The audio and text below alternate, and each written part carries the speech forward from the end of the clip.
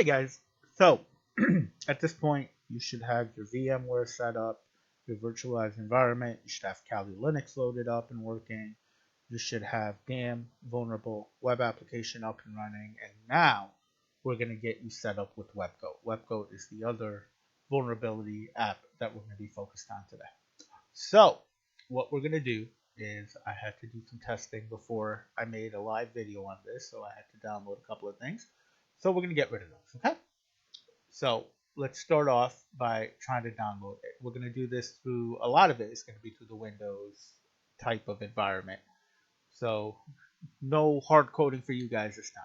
Just a little bit. We're going to run one Java function, but it won't be too bad. So WebGoat. It is created by OWASP. And if you don't know who OWASP is, you should learn about them. OWASP is a body that every year they release a bulletin where they list the top 10 web application vulnerabilities that they're seeing around the world. So as a pen tester, this was our Bible of where we want to focus our efforts, because these are the type of things that are most vulnerable and most likely being gone after. So definitely look into OWASP. So OWASP has created this thing called WebGoat, right? So what we're going to do is you're going to do a quick search on WebGoat GitHub. I believe that's what I had done here. Yes, so I did WebGoat space GitHub, and that brings me over here. I'm going to hit the 15 releases, and they make two different things. They make something called WebGoat, and they make something else which they're calling well, it'll show up. I'll show you. It's called God, why am I not remembering this? Oh, WebWolf. That's a whole different one. So what we're gonna do is once you come to this web page, you want to download the jar file, which is the Java file. And this one is actually pretty easy to set up compared to what we had done for the damn vulnerable web application. So we're going to do a quick download of this. It'll take about 50 seconds. It is fairly quick. So once this thing gets downloaded, I'll show you the next steps here. There we go. We're going to just save it. You know, one thing I don't like about this environment is that, or maybe I just haven't figured it out, but everything gets saved to the download folder. I mean, in my world, I would want everything saved directly to the desktop or something just for easy access, but whatever. Like, look at all the benefit you get out of it, right? So up here, you'll see there's less than a minute left. This will go fairly quickly, and while it's doing that, let's go and get prepped here. 16 seconds left. So we're going to go over to the downloads folder, and it's being downloaded again. So no, it's being downloaded now. So here's the partial download here. So when it finishes doing that, there we go. Okay, so first and foremost, let's get it out of here and let's put it on our desktop.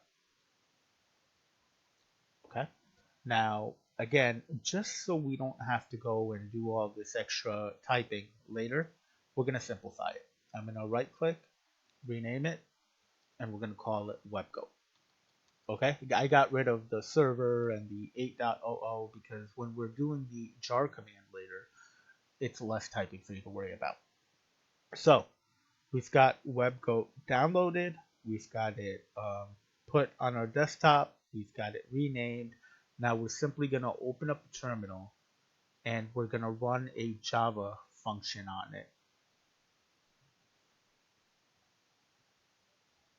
Okay, so we know that it's on the desktop, so cd desktop, cd desktop. Okay, sorry, I can't spell, guys. Okay, now we're gonna do java.jar webgoat.jar. So you're basically making use of that Java file, right? Lowercase w, lowercase g, and you simply just hit enter. And it will do something very soon. So while it's working its way through that, let's open up Firefox. to start working here. So all windows,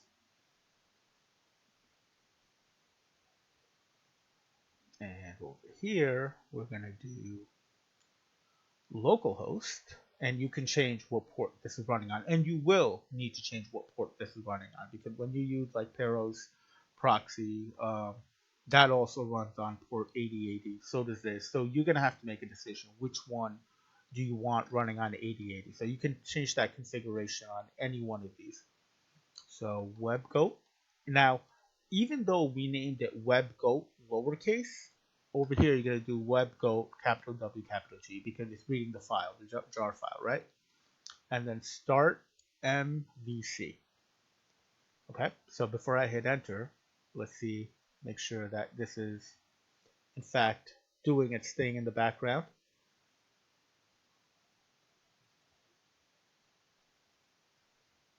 And yes, it is. Look, so it's kicked off. Now, the one thing about WebGoat you want to remember is that when you're using WebGoat, this terminal window in the background has to stay open. If you shut down the terminal window, it will shut down the application. The other thing that I want you to remember is in Damn Vulnerable Web Application, we had to manually go in and turn on the Apache server for it to work. In the case of this, look, it's already doing it as a part of the startup process. So let's go back to your window here. And let's put in this command, localhost 8080, that's support, webgoat start.mvc, and we failed. We failed miserably. So why did it fail here? Okay, so I'm gonna give you a couple of seconds to think about this. 1, 2, 3. Okay, I gave you a few seconds to think about this. And the reason why it failed is because there's a lot going on in the background right now, and it's still booting up. So be patient with this one.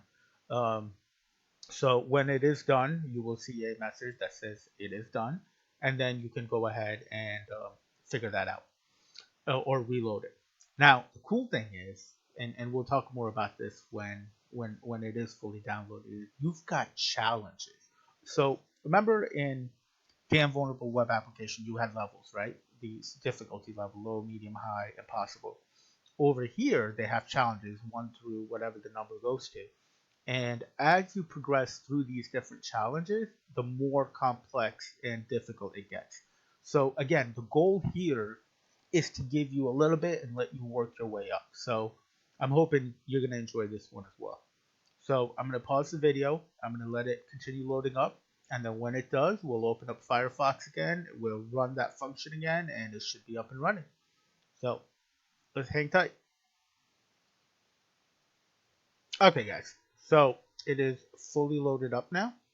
So we're going to go ahead and try to make sure that it's working.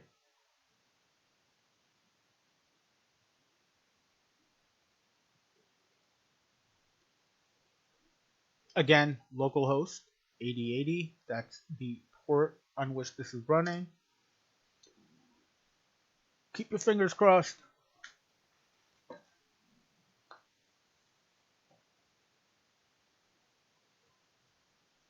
And there you have it. So it did load up.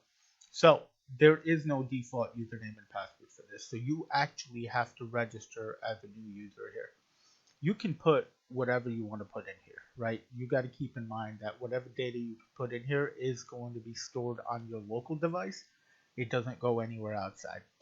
So let's do username Superman and now password. ABC123, ABC123. You gotta agree with the terms and conditions. That basically says this is for educational purposes only. Everybody wants to get that out there because nobody wants the liability in the event that somebody goes and does something wrong.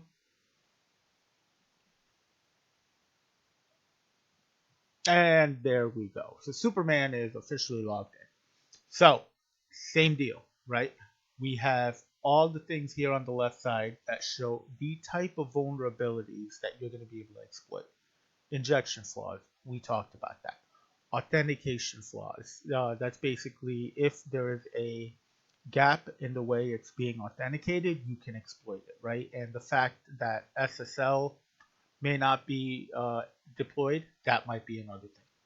Cross-site scripting, we talked about that. Access control flaws, insecure communication. Actually, this is where I think your um, God, that tool is skipping my mind now. That tool I talked about earlier, guys. What was it? Oh, Wireshark. That's what it is. Forgeries, we talked about that. So there's a lot of stuff going on here, right? You're gonna have the opportunity to kind of work your way through it. So again, when you saw it going through and loading up all these exercises, level 1 through level 9, they're all gonna be here. So work your way through this. Get familiar with what kind of vulnerabilities there are. Get familiar with the right type of tools that you should be using, and get at it, guys. So that's about it for this one. So we will see you in the next lesson, which is the external websites. See you guys.